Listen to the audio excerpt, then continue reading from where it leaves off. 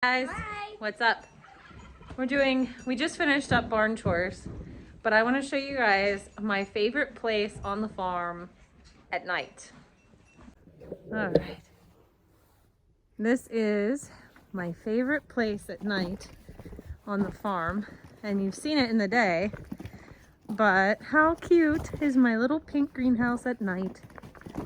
And it's only pink because of the grow lights. But I just think it's so magical in here. Want me to shut this? No, you don't have to. Oh, Harley, can you real quick run and shut the top on the high tunnel? I can stay in here for long. Oh no, the sky's green. Everybody's doing really good. Last night there was a freeze outside. When I came down, my little eggplants were slightly wilted, but they parked right back up. Everything's looking fantastic. But you can't spend much time in here. We'll be planting out pretty soon. But you can't spend much time in here.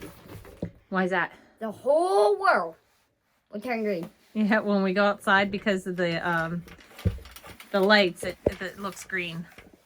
So yeah, last night it got really chilly, but everything in here lasted pretty well. As you can see, it's probably about 40 some degrees outside, and it's just below 60. So Does the tomatoes smell that's like tomatoes good. in your red one over Yes, there? it does. The tomatoes smell like tomatoes. Oh, I love that smell. And the basil smells like basil. How about the beans?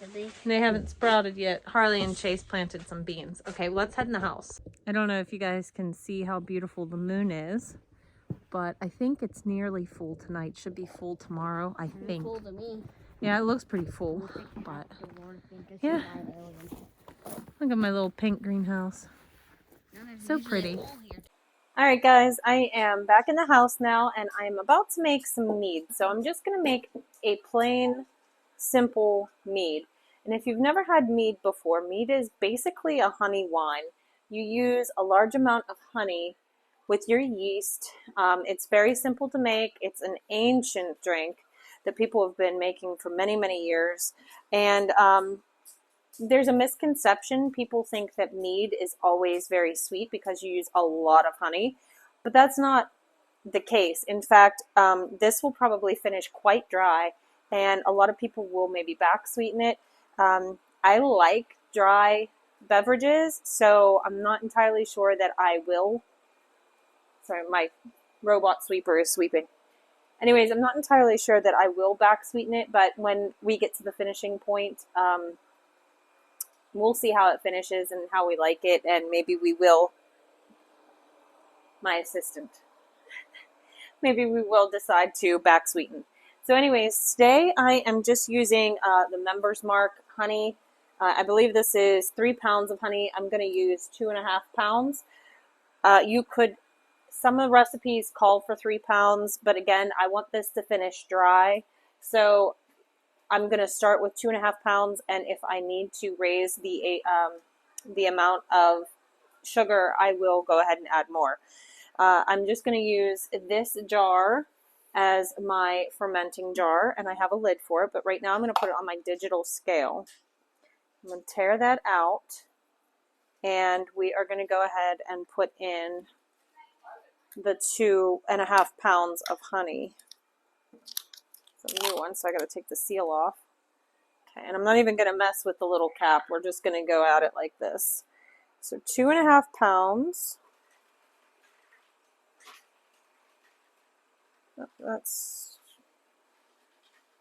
There we go. I was in the wrong one. I was in ounces there. Got a ways to go yet.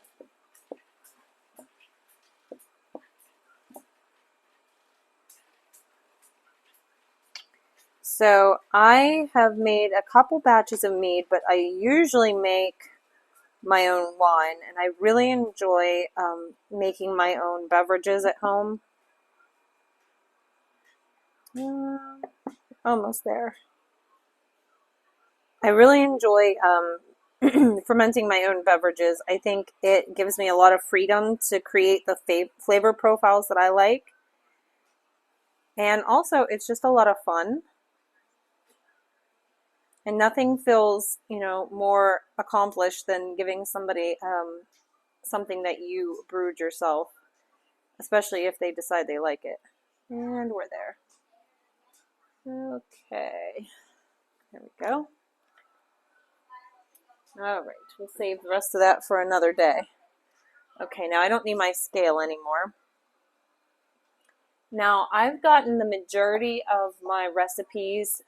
Some of them I make myself, but if I need a basic recipe, like how to make just a basic mead, and I want it to be a good proven recipe, I go to City Steading Brews. That is my favorite channel. They are fantastic and they are very educational. So if you are interested in brewing at home, highly suggest stopping over at their channel because they're going to teach you everything that you need to know. But we've got our honey in here, and now I'm going to add just a little bit of water to get this all like starting to mix in. So this is just warm water. It's not hot, it's just warm. Warm water is best when you're mixing with the honey because it helps to dissolve it. So I'm just going to put a little bit in there, and I'm going to give it a good stir so that I can start getting it mixed in with the water, because otherwise it might be hard to do once it's full. You want to get it good and dissolved. Make sure that there's nothing hanging out at the bottom of the fermenter. I wish this was higher, or I wish you guys were lower. I don't have a really good solution for this yet. Right now it looks like I'm just stirring nothing. Let me see if I can lower you guys down. Okay, I got you guys lowered, so now you can at least see what I'm doing. Sorry if there's lots of background noise. We live in an open floor plan. Okay, so you can see that this is getting good and mixed. There's not a bunch of stuff floating around at the bottom, so that's what you're after. Okay, so we got that all stirred up. So the next thing I'm going to do is I'm going to add some orange peel. So you could obviously just zest a fresh orange and that would be fine. I have some freeze-dried orange peel. This is what it looks like. It's beautifully fragrant, so I'm just going to add a tablespoon of that to this, and it will just settle at the bottom once it's all done. Once all the flavor is extracted out of it, it'll just settle to the bottom. The next thing that I am going to add is yeast nutrient. Now you could use something like Fermento, which is an organic one. This is just what I have, so this is what I'm using. It's just a yeast nutrient, and it's a teaspoon per gallon. So that's what we're going to go ahead and go with because I'm making about a gallon. So 1 teaspoon in there. That's just to make sure that there's enough nutrition for the yeast so that they can completely ferment and do their job. And I think that's about all. So we're going to mix this up really, really good, and I'm going to add some more water to it, and then we're going to check our specific gravity. So got that mixed in. Let me add some more water, and this will determine if I need to add more honey or not. So I'm just filling it up, about to the shoulder. Okay. All right, so I'm going to give this a good stir.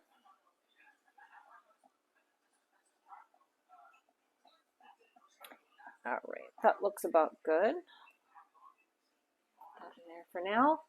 Okay, so we are I'm going to use my squeezy thingy, and this is the hydrometer and my test tube, and I'm just going to take out some of the mead and I'm going to put it in here until it fills up, and I want to see how much sugar is in it.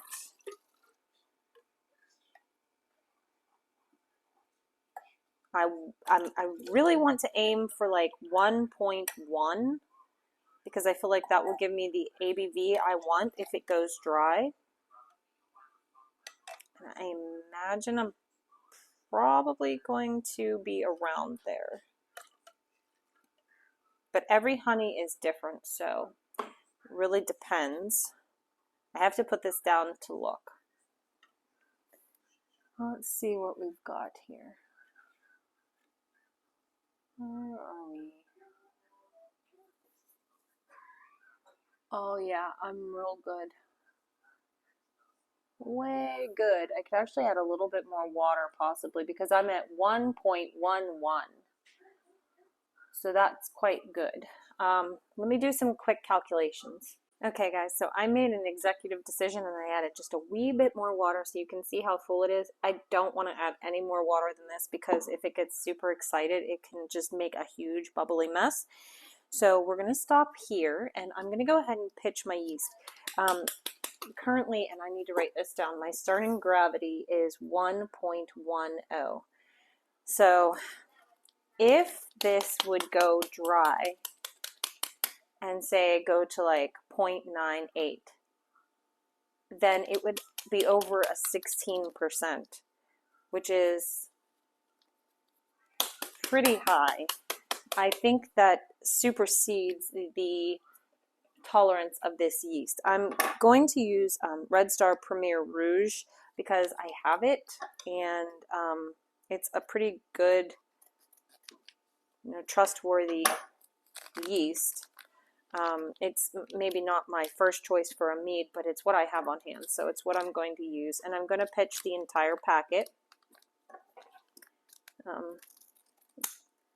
Got to cut the Red Star ones, they don't just tear. Okay, and that's about all I can do for tonight. I'm going to put that in there. I'm not even going to stir it. It's going to go on its own. So if you stir it, sometimes the yeast gets stuck on the little spoon and that's no good. So I'm just putting my airlock on and it has vodka in it. So that way, air can get out, gases can get out, but bugs can't get in. And that is what I'm going to do. I'm going to put it on a cookie tray and this mead is going to sit for about 2 weeks. Give or take. I'm going to watch the action in the airlock. When it stops bubbling and I stop seeing action, then we'll go ahead and check it out, taste it, and see where we need to go from there. So I hope you guys enjoyed this video. I will bring you guys along and make sure that I give you updates on this. Again, if you guys want to learn all about brewing at home, because I think it's a lot of fun. It's a really great hobby and it goes along really nicely with homesteading. But yeah, if you want to check that out, I would definitely look up City Setting Brews because they are just a plethora of information. So I hope you guys have a great night. I hope you enjoyed this video and we will see you in the next video. Bye.